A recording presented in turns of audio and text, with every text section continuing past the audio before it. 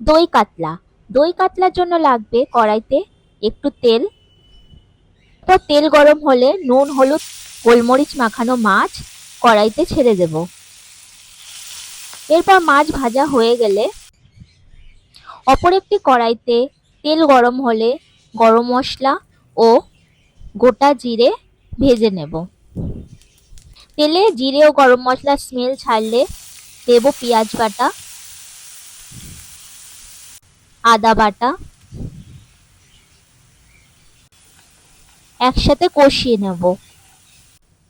এরপর দেব জিরে গুঁড়ো, ধনে গুঁড়ো, পরিমাণ মতো হলুদ, স্বাদ মতো নুন।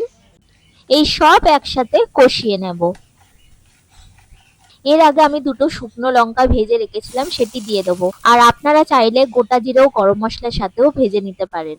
এরপর দেবো রেড চিলি পাউডার। এরপর দেবো ফ্যাটানো টক দই। এরপর সব একসাথে মিক্স করে নেব। মিক্সিং হয়ে গেলে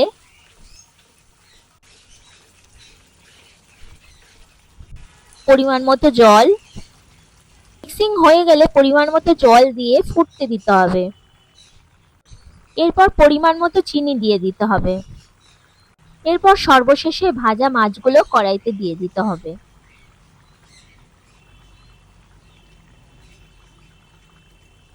এরপর 10-12 মিনিট লো ফ্লেমে রেখে ঢাকনা দিয়ে দিতে হবে।